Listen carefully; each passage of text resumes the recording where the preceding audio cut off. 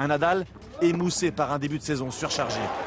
Un Nadal dépassé par le rythme imposé par le numéro 1 mondial. Le début de match est complètement à l'avantage de Novak Djokovic. Le Serbe réussit tout ce qu'il entreprend, aussi bien du fond du court qu'à la volée. Nadal n'a que son courage à opposer. Il sauve 5 balles de 6-0, mais en moins de 40 minutes, il encaisse un cinglant 6-2. Rarement on a vu le septuple vainqueur de Roland-Garros à ce point malmené sur terre battue. Après un premier set cauchemardesque, Rafael Nadal retrouve un bon niveau de jeu. Plus offensif, plus déterminé, il réussit à perturber la machine Djokovic. Mais au prix d'une énorme débauche d'énergie.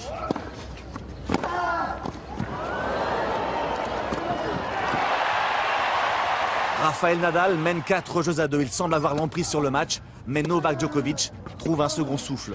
Et avec une énergie presque surnaturelle, il pousse Nadal à la faute.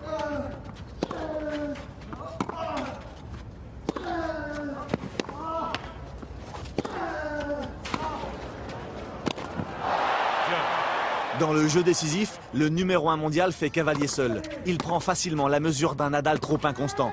Il s'impose 7-1 et remporte le match 6-2, 7-6. Novak Djokovic est le nouveau roi de Monte-Carlo.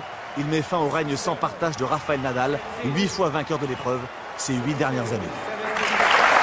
Oui, exactement.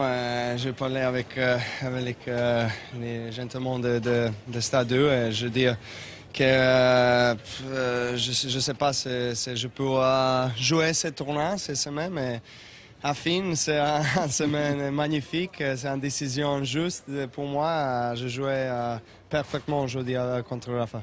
Alors justement, on a vu que pour entrer dans le tournoi, c'était comme ci, comme ça, parce que bien sûr, il y avait le problème à la cheville, et vous êtes monté en puissance, et là, aujourd'hui, vous avez réussi notamment un début de match absolument exceptionnel. Oui, sensation à commence de semaine n'est pas juste. Je me sens beaucoup de douleur après mes 2 parties, mais après, chaque jour, j'ai amélioré mon jeu, mon sensation physiquement. Je me sens très prêt, beaucoup de motivation pour battre Nadal aujourd'hui.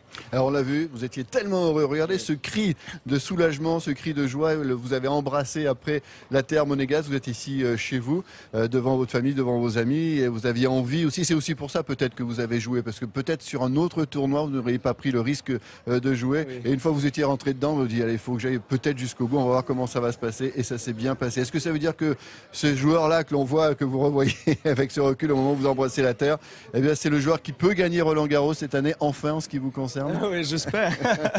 C'est un grande semaine pour moi. J'ai gagné contre Rafael Nadal. Tout le monde sait que les qualités de records ici, 8 ans de fil, gagner le titre, c'est le premier titre pour moi ici. C'est très spécial parce que j'habite ici, parce que j'adore ce tournoi, parce que j'ai beaucoup d'amis qui me donnent le soutien. Et vous avez dit merci Rafa de m'avoir laissé gagner ton tournoi. Je crois pas qu'il ait vraiment fait exprès. Regardez, c'est pour vous, c'est lui qui avait l'habitude. Hein. Maintenant, il y a 2 joueurs en activité qui ont remporté le tournoi, Rafa et vous, évidemment. Comment on dit bravo en serbe? Bravo. Bravo, voilà. Comme ça, voilà. Donc on vous dit bravo, je parle le serbe en plus, c'est formidable. Et on vous retrouve avec grand plaisir, Novak, à Roland-Garros. Merci d'être venu jusqu'à nous encore. Bravo. Merci pour la présentation.